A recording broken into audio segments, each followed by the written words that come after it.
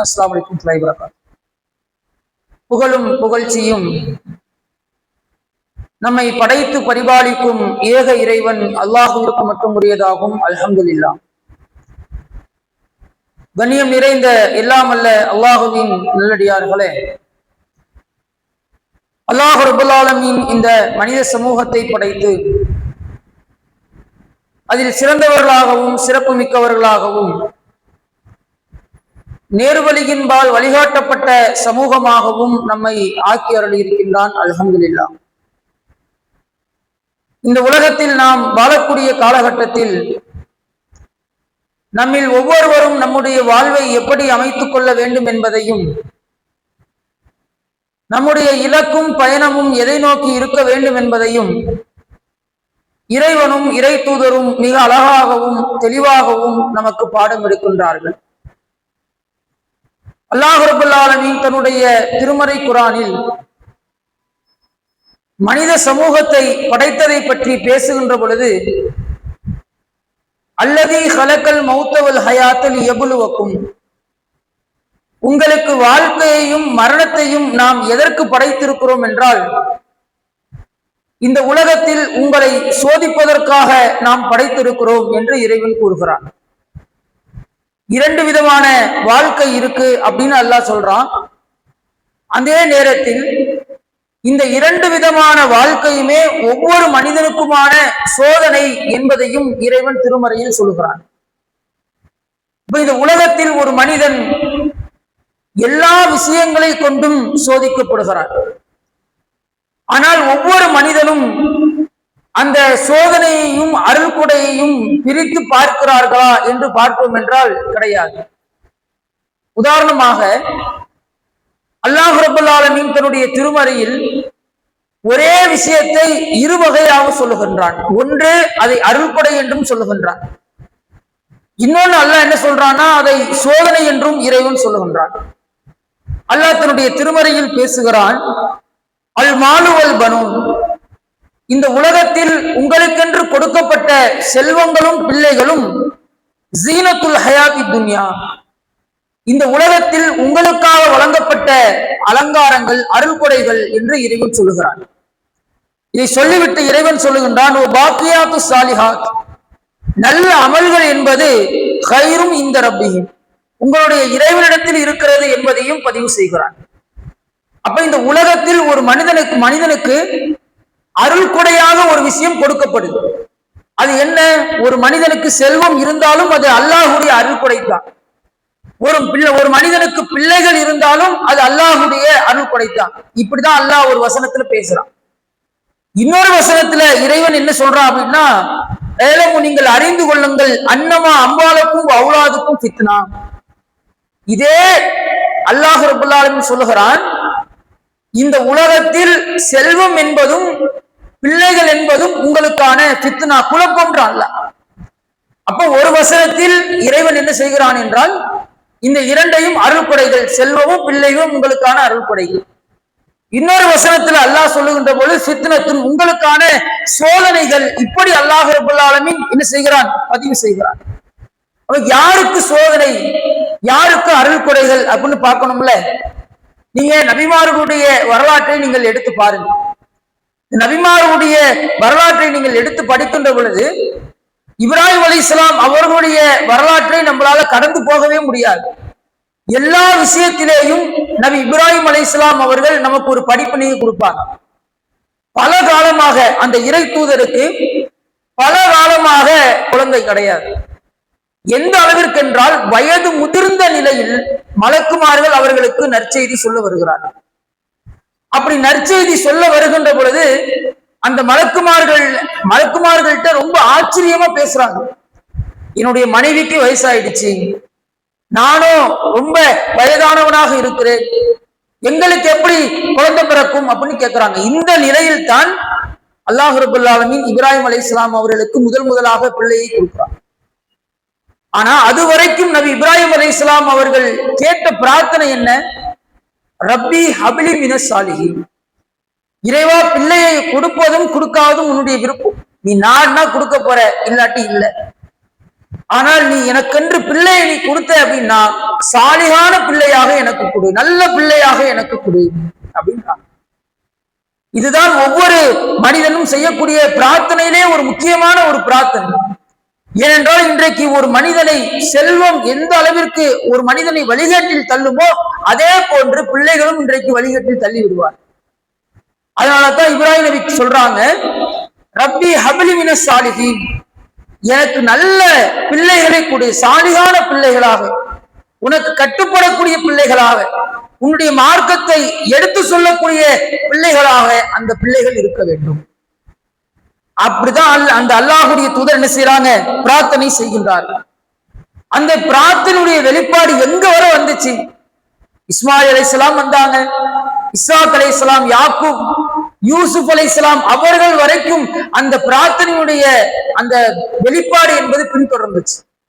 அவங்கதான் சொல்றாங்க, எந்த அளவுக்கு யூசுப் அலைஹிஸ்ஸலாம் அவர்கள் ஒரு பிரார்த்தனை செய்கிறார்கள், எந்த அளவிற்கு என்றால் கிட்டத்தட்ட 4 தலைமுறைகளுக்கு நபியாக இருந்த ஒரு இறை தூதர் அவர்கள் அல்லாஹ்விடத்தில் பிரார்த்தனை செய்கிறார்கள், என்னுடைய இறைவா, எனக்கு நீ கனவுகளுக்கான விளக்கத்தை கொடுத்திருக்கிறாய், ஆட்சி அதிகாரத்தை கொடுத்திருக்கின்றாய், ஃபாத்திர சமாவாத்தி வல்லர், வானம் மற்றும் பூமியை படைத்த இறைவா, தவஃபனி முஸ்லிமன், என்னை முஸ்லிமாக நீ மரணிக்க, வல்ஹிக்னி பிஸ்ஸாலிஹீன், நல்ல மனிதர்களோடு என்னை நீ சேர்த்து வை என்று அல்லாஹ்விடத்தில் பிரார்த்தனை செய்யக்கூடியவர்களாக இருந்தாங்க. நம்ம இன்னைக்கு கேட்கிறோமா அப்படி? அதாவது 4 தலைமுறை நபியாக வந்து இறைவனுடைய அருள் கொடைகளை பார்த்து மக்களுக்கு மத்தியில் பிரச்சாரம் செய்யக்கூடிய ஒரு இறை தூதர் என்ன பிரார்த்தனை செய்கிறார் என்றால், நல்ல மனிதர்களோடு என்னை சேர்த்து வை, முஸ்லிமாக என்னை மரணிக்க. இந்த அளவிற்கு நல்ல சந்ததிகளை இப்ராஹிம் அலைஹிஸ்ஸலாம் அவர்கள் கேட்ட அந்த பிரார்த்தனையை அங்கீகரிக்கும் விதமாக அல்லாஹ் ரப்பல் ஆலமீன் அவர்களுக்கு கொடுத்தான். அப்படிதான் நம்ம கேட்கும்.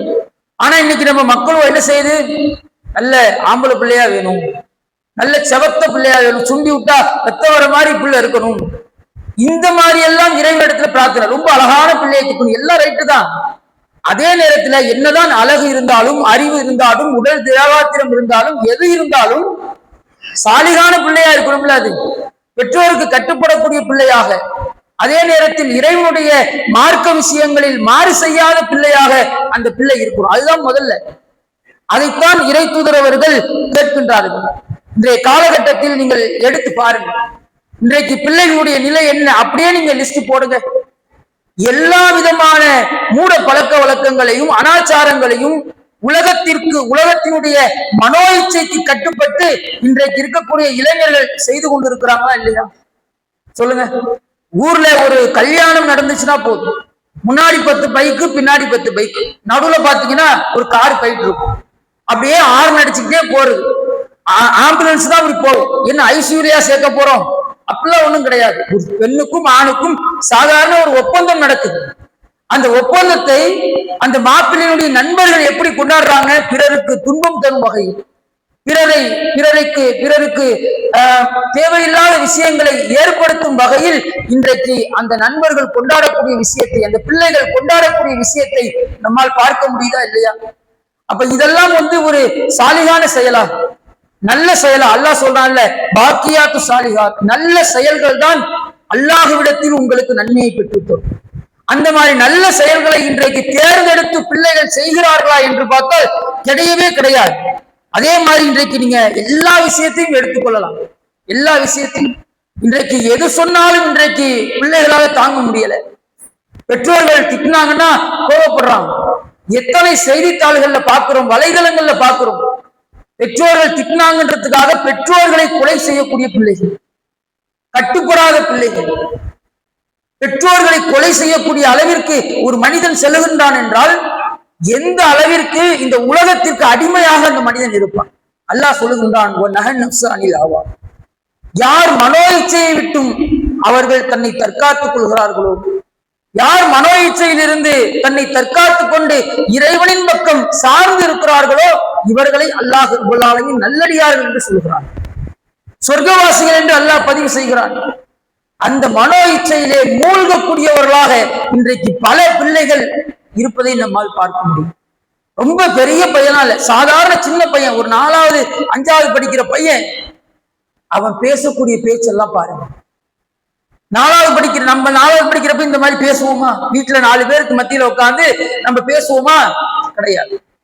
ஆனால் அதை இன்றைக்கு பெற்றோர்கள் கைத்தட்டி வரவேற்கிறாங்க, என்ஜாய் பண்றாங்க. பாத்தியா என் பிள்ளை எப்படி பேசுது, எவ்வளவு டேலண்டா பேசுது, எவ்வளவு கோபமா பேசுது. இப்படி பெற்றோர்கள் அதை வரவேற்கக்கூடிய ஒரு சூழல் இன்றைக்கு மக்களுக்கு மத்தியில் உருவாகி கிடக்கு. அதே மாதிரி இந்த போதைப் பொருட்களை எடுத்துக்க, இன்றைக்கு இந்த போதைப் பொருள் கலாச்சாரம் என்பது நம்முடைய மக்களுக்கு மத்தியில் ஊடுருவி பரவி கிடக்கக்கூடியதை நம்மால் பார்க்க முடிகின்றது. குடிக்கிறான், குடிச்சிட்டு தன்னிலை மறந்து நீங்க வலைதளத்தில் பார்க்கலாம், அந்த அவங்களுடைய பெற்ற தாயை தெருவில் ஓட விட்டு என்ன செய்யறான், வெட்டக்கூடிய ஒரு சூழல். நம்ம உலகம் சார்ந்து பிள்ளைகளை நம்ம மேம்படுத்தணும், அதுல மாற்று கருத்து இல்லை. அவர்களுக்கான சேமிப்பாக இருக்கட்டும், அவர்களுக்கான கல்வியாக இருக்கட்டும், அவர்களுக்கான தேவைகளை பூர்த்தி செய்வதாக இருக்கட்டும், இது எதுவாக இருந்தாலும் பெற்றோர்களாக பிள்ளைகளுக்கு அதை கொடுக்க வேண்டியது நம்முடைய கடமை தான். அதே நேரத்தில் அவர்கள் தவறிழைக்கும் பொழுது, அவர்கள் மார்க்கத்தை மீறி செயல்படுகிற பொழுது அவர்களை பிடிச்சு நிப்பாட்ட வேண்டிய கடமையும் இன்றைக்கு பெற்றோர்களாகிய நமக்கு தான் இருக்கு. அதுதான் இன்றைக்கு உண்மை. இன்னைக்கு ஒரு பையன் நல்ல சாதிச்சுட்டான், நல்ல படிச்சு கலெக்டர் ஆயிட்டான்.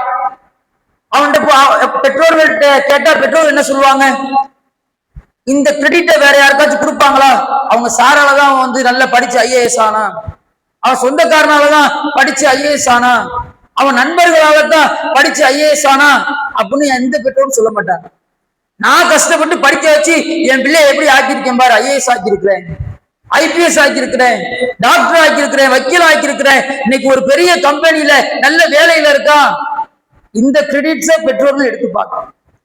ஆனா தப்பு செய்யறான், ஒரு புள்ள தப்பு செய்யறான் அப்படின்னு போய் அந்த பெற்றோர்கிட்ட சொன்னா உடனே சொல்லக்கூடிய வார்த்தை என்ன, சேர்மானம் சரியில்லை, சேர்க்க சரியில்லை, நண்பர்கள் சரியில்லை. அப்ப தவறு இழைக்கின்ற பொழுது நான் தான் என் பிள்ளைக்கான பொறுப்பு, அவன் தவறு செய்தால் அதை கண்டிக்க வேண்டியது என்னுடைய கடமை அப்படின்றத பெற்றோர்கள் முதல்ல உணரணும்.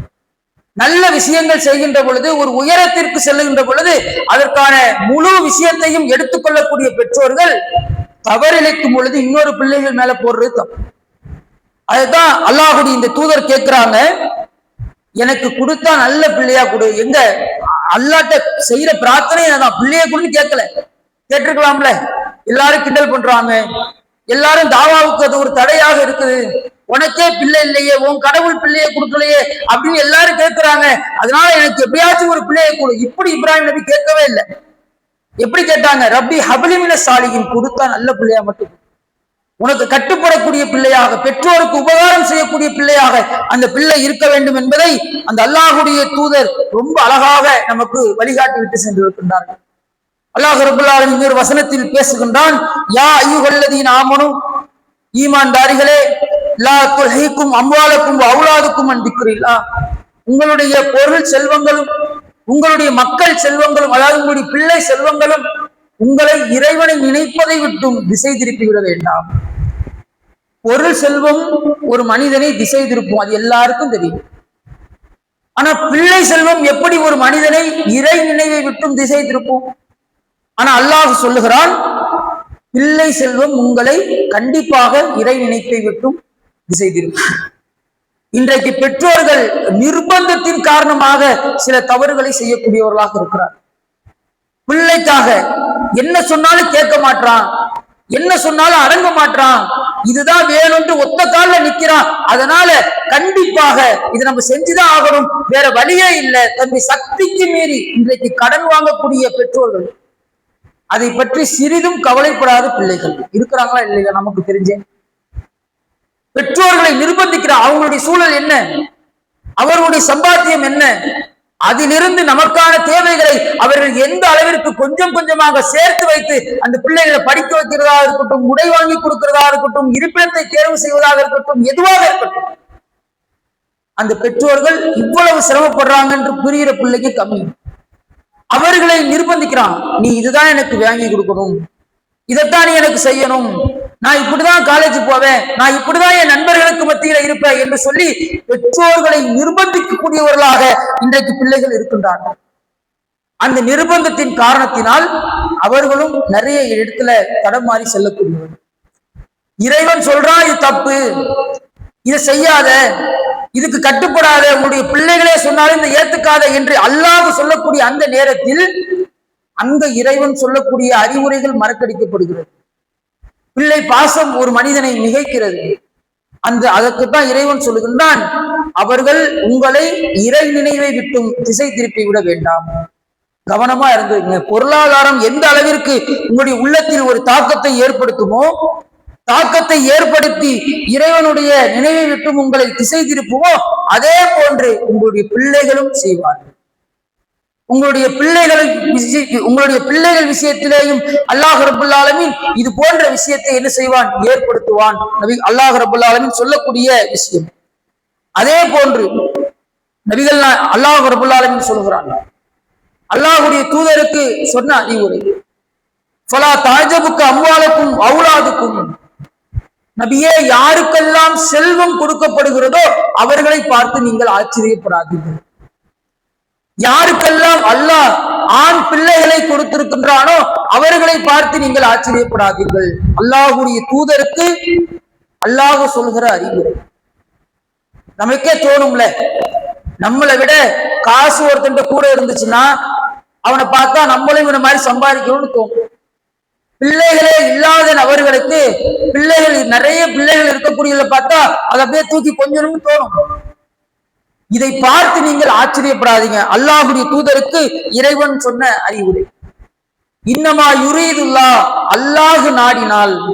அல்லாஹ் என்ன வார்த்தையை பயன்படுத்துறான் பாருங்க, லயுஅத்திபுஹும் பிஹா ஃபி ஹயாத்தி துன்யா, இந்த உலகத்திலேயே அதை கொண்டு அவர்களுக்கு தண்டனையை அல்லாஹ் கொடுப்பான். செல்வத்தை கொண்டும் உங்களுக்கு தண்டனை இருக்கு, உங்களுடைய பிள்ளைகளை கொண்டும் உங்களுக்கான தண்டனை இருக்குது. அல்லாஹ் ரப்பல் ஆலமீன் சொல்லக்கூடிய செய்தி. பிள்ளைகளை கொண்டு தண்டிக்கப்பட்ட பெற்றோர்கள் இன்றைக்கு நம்ம பார்க்கிறோமா இல்லையா?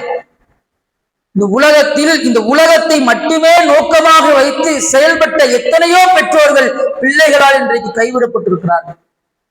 அனாதைகளாக தெருக்களிலே ரோட்ல சுற்றி திரியக்கூடியவர்களாக இன்றைக்கு எத்தனை முதியவர்களை இன்றைக்கு நம்ம பார்க்கிறோம். அதைத்தான் இறைவன் சொல்லுகின்றான், ஒருத்தண்ட காசு இருக்குன்னு அவனை பார்த்து நீ ஆச்சரியப்படாத, ஒருத்தண்ட குழந்தைங்க நிறைய இருக்குன்னு சொல்லி நீ அவனை பார்த்து ஆச்சரியப்படாத. அவன் வச்சிருந்தாலும் அதை அவன் அருள் கொடையாக பயன்படுத்துகிறானா அல்லது சோதனையாக பயன்படுத்துகிறானா யாருக்கும் தெரியாது, இறைவனுக்கு மட்டும்தான் தெரியும். அதற்குத்தான் இறைவன் இந்த செய்தியில் சொல்லுகிறான், நீங்கள் அவர்களை பார்த்து ஆச்சரியப்படாதீங்க, அல்லாஹ் நமக்கு கொடுக்கலன்னு சொல்லி வருத்தப்படாத. உனக்கு கொடுக்கலனாலும் அதுல ஒரு நன்மை இருக்கும், உனக்கு இல்லைனாலும் உனக்கு எந்த பிரச்சனையும் இருக்காது. ஆனால் சில பேரை செல்வங்களை கொடுத்து அல்லாஹ் ரப்பல் ஆலமீன் வேதனையை கொடுக்கிறான். பார்க்கலாம், அதிகமான செல்வம் சேருகின்ற பொழுது என்ன செய்யறதுனே தெரியாது,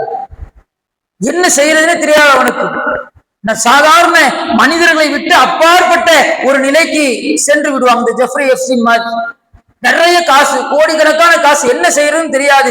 எல்லா நாட்டுகளுக்கும் போகும், எல்லா நாட்டில இருந்து குழந்தையை கடத்து, எல்லாத்தையும் செய்யும். எதெல்லாம் இந்த உலகம் தப்பு என்ன வெளிப்படையா பேசுவோமோ அது எல்லாத்தையும் மறைமுகமாக ஒரு தீவிரம் நடத்தி இருக்கிறான். என்ன காரணம் நினைக்கிறீங்க? காசு, அவ்வளவு காசு. அதை வச்சு என்ன செய்யறதுன்னு தெரியல. என்ன வேணாலும் செய்யலாம், எப்படி வேணாலும் இருக்கலாம். இந்த மாதிரியும் அல்லாஹ் ரப்பல் ஆலமீன் சில நபர்களை இழிவுபடுத்துவார். சில நேரத்தில் அல்லாஹ் சொல்லுகின்றான், உங்களுடைய குழந்தைகள் உங்களுக்கான தண்டனை என்றான் அல்லாஹ். நீங்க பார்த்தா இன்றைக்கு பல பெற்றோர்கள் பிள்ளைகளால் வேதனைப்படக்கூடியவர்கள், பிள்ளைகளை நினைத்து வேதனைப்படக்கூடியவர்களாக இன்றைக்கு பல பெற்றோர்கள் நம்ம கண் முன்னாடி இருக்கிறாங்களா இல்லையா? இதெல்லாம் நமக்கான ஒரு படிப்பினை என்று இறைவன் சொல்கின்றான். அதே நேரத்தில் இன்னொரு வசனத்துல அல்லாஹ் ரப்பல் ஆலமீன் அதையும் பேசுகின்றான். இந்த உலகத்தில் நாம் ஒரு விஷயத்தை தேர்வு செய்கிற பொழுது என்ன மாதிரியான தேர்வாக அது இருக்கணும் அப்படின்றது ரொம்ப முக்கியம். நீங்க அது பிள்ளைகளாக இருந்தாலும் சரி, பெற்றோர்களாக இருந்தாலும் சரி, யாராக இருந்தாலும் சரி, அந்த தேர்வு சரியாக ஒரு மனிதனுக்கு அமையவில்லை என்றால் மொத்தமா நாசமா போகும். அல்லாஹ் தன்னுடைய திருமறையில் சொல்லுகின்ற பொழுது, ஃபலம்மா நஸவுமா துக்கிரு பிஹி, இந்த உலகத்தில் ஒவ்வொரு மனிதர்களும் அறிவுரை செய்யப்பட்டார்கள். நூஹ் அலைஹிஸ்ஸலாம் அவங்க காலத்தில இருந்து ரசூலுல்லாஹ் காலம் வரைக்கும் எல்லா மனிதர்களுக்கும் அல்லாஹ் ரப்பல் ஆலமீன் அறிவுரையை கொடுத்துக்கிட்டே இருக்கிறான், அறிவுரை சொல்லிக்கிட்டே இருப்பான். ஒண்ணு நபிமார்களை கொண்டு அல்லாஹ் என்ன செய்வான், அறிவுரை சொல்லுவான், அல்லது மார்க்கத்தை படித்தவர்களை கொண்டு அல்லாஹ் ரப்பல் ஆலமீன் அறிவுரை சொல்வான். இப்படி நல்லடியார்களை கொண்டும் அல்லாஹ் சில சமூக மக்களுக்கு என்ன செய்திருக்கிறான், அறிவுரை சொல்லி இருக்கிறான். இந்த மாதிரி எந்தெந்த சமுதாயம் எல்லாம் அறிவுரை சொல்லப்படுகிறார்களோ அவர்கள் என்ன செய்வாங்கன்னா, ஒரு கட்டத்தில் இந்த உலகத்தில் மூழ்கி போய், உலகத்தினுடைய ஆசைகளில் மூழ்கி போய் அந்த அறிவுரையை மறந்து விடுவார்கள். இறைவனை மறந்துடுவாங்க, இறை தூதரை மறந்துடுவாங்க, அவங்க சொன்ன எல்லா விதமான செய்திகளையும் அவர்கள் மறந்து விடுவார்கள். இந்த நிலையில் அல்லாஹ் சொல்லுகின்றான், உடனே அல்லாஹ் அவர்களுக்கான தண்டனையை கொடுப்பானா அப்படின்னு கேட்டா அல்லாஹ் அப்படி கொடுக்க மாட்டான். ஃபதஹ்னா அலைஹிம் அபுவாப குல்ல ஷைஇன், அவர்களுக்காக இந்த உலகத்தில் உள்ள எல்லா வாசல்களையும் இறைவன் ஒன்னொன்னாக என்ன செய்வான், திறப்பான். நீ வட்டின்ற ஒரு வாசலை நீ போய் திறப்ப, நம்ம பிள்ளை இது கேட்கிறான், இதை வாங்கி கொடுக்க நமக்கு காசு இல்ல, வட்டிக்கு வாங்கினாச்சும் நம்ம இந்த பிள்ளைக்கு செஞ்சிடணும் அப்படின்னு சொல்லிட்டு வட்டின்ற ஒரு வாசலை திறப்போம். அல்லாஹ் மோசடின்ற ஒரு வாசலை திறந்து விடுவான், ஏமாத்துறதுன்ற ஒரு வாசலை திறந்து விடுவான். அல்லாஹ் அப்படிதான் சொல்றான். நீ ஒரு தவறதான் முற்படுத்துவ, அல்லாஹ் ஒரு அறிவுரை சொல்றான், ஒரு விஷயத்தை ஹராம்னு சொல்றான், ஒரு விஷயத்தை செய்யாதன்னு சொல்றான். இது எல்லாத்தையும் மீறி நீ ஒரு விஷயத்தை செய்யறல்ல, அந்த நேரத்தில் அல்லாஹ் ரப்பல் ஆலமீன் சொல்லுகின்றான், அறிவுரையை நீங்கள் மறந்தால், அறிவுரை உங்களுக்கு மறக்கப்பட்டால் அல்லாஹ் என்ன செய்வான், ஒவ்வொரு வாசலாக இந்த உலகத்தில் ஒவ்வொரு வாசலாக உங்களுக்காக திறந்து விட்டு கொண்டே இருப்பான். எந்த அளவிற்கு இதா ஹத்தா இதா ஃபரிஹு, அவர்கள் சந்தோஷத்திலே மூழ்கி இருப்பார்கள், சந்தோஷத்தினுடைய உச்சியிலும் இருப்பாங்க. என்னடா இது மார்க்கம் பேசணும், மார்க்கத்தை சொன்னப்பெல்லாம் நமக்கு ஒன்னும் சந்தோஷம் கிடையாது, எப்ப பார்த்தாலும் கஷ்டம், எப்ப பார்த்தாலும் பிரச்சனை, எப்ப பார்த்தாலும் ஏதாச்சும் ஒரு சிந்தனை, இந்த மாதிரியே போயிட்டு இருந்துச்சு. எப்ப நம்மளுடைய தேவைகள் இந்த உலகம் தான் அப்படின்னு நம்ம முடிவு பண்ணோமோ நமக்கு எல்லாம் கிடைக்குது, காசு கிடைக்குது, பணம் கிடைக்குது, வீடு கிடைக்குது, பிள்ளைகள் கிடைக்குது, எல்லாம் நமக்கான எல்லா விஷயமும் நமக்கு கைகூடி வருதே அப்படின்னு சொல்லி அந்த சந்தோஷத்தினுடைய உச்சியில் மகிழ்ச்சியில் ஒரு மனிதன் இருக்கின்ற பொழுது இறைவன் சொல்லுகின்றான், அதை அனுபவிக்க முடியாத மாதிரி உங்களை திடீரென்று பிடித்து விடுவோம். அல்லாஹ் ரப்பல் ஆலமீன் சொல்ற வார்த்தை. நீ ஒரு தப்பு செஞ்ச உடனே அல்லாஹ் உனக்கான தண்டனையை கொடுக்க மாட்டான். ஒரு தப்பு செஞ்ச உடனே பரவாயில்ல, இந்த தப்புக்கான தண்டனை இதுதான், நீ போ அப்படின்ட்டு அல்லாஹ் விட மாட்டான். இந்த உலகத்தில் முன்னால் எவ்வளவு ஆட முடியுமோ ஆடு, நீ இதை மட்டும் தானே திறந்த, இந்த வாசலையும் வச்சுக்க, அதையும் வச்சுக்க, அங்கேயும் வச்சுக்க, இங்கேயும் வச்சுக்கன்ட்டு அல்லாஹ் எல்லா விஷயத்தையும் உனக்காக திறந்து விடுவான், உனக்காக கொடுப்பான். ஆனால் அதையெல்லாம் நீ ஒரு சேமிப்பாக கொண்டு வருகின்ற பொழுது, உலகத்திலே நான் தான் பணக்காரன், நான் தான் செல்வந்தன், நான் தான் உடல் வலிமையானவன் என்று நீ நினைக்கின்ற பொழுது அல்லாஹ் சொல்கின்றான், அகதுனாகும் பகதத்தன், அவர்களை திடீரென்று பிடித்து விடுவோம். இறைவன் சொல்லக்கூடிய வார்த்தை. அப்ப இறைவன் நமக்கு அருள் கொடையாக ஒரு விஷயத்தை கொடுக்கிறான். பிள்ளைகள்ன்றது அருள் கொடைத்தான். அவர்களை அருள் கொடையாக நாம் பயன்படுத்துகிறோமா அல்லது சோதனையாக, அல்லாஹ் நமக்கு அதை சோதனையாக ஆக்கி வைத்திருக்கிறானா என்பது பிள்ளைகளுக்கு எந்த விஷயத்தை சொல்லிக் கொடுக்கிறோம், எதை முன்னிறுத்தி அவர்களுடைய அந்த வளர்ப்பு என்பது இருக்குது என்பதை பொறுத்துத்தான் அமையும் என்பதை இந்த திருக்குர்ஆன் வசனத்தின் மூலமாக இறைவன் நமக்கு சொல்கின்றான். எனவே நமக்கு கிடைக்கக்கூடிய செல்வங்களை, அது பொருளாதாரமாக இருந்தாலும் சரி, பிள்ளைகளாக இருந்தாலும் சரி, இறைவனுடைய அருள்கொடை என்பதை நினைவில் வைத்து அவ்வாறு பயன்படுத்தி மறுமையில் வெற்றியடையக்கூடிய நன்மக்களாக அல்லாஹ் உங்களையும் என்னையும் ஆக்கி அருள் புரிய வேண்டும் என்று சொல்லி நிறைவு செய்கிறேன். வாஹிர் தவானா அல்ஹம்துலில்லாஹி ரப்பில் ஆலமீன். அஸ்ஸலாமு அலைக்கும் வரஹ்மத்துல்லாஹி வபரகாத்துஹு.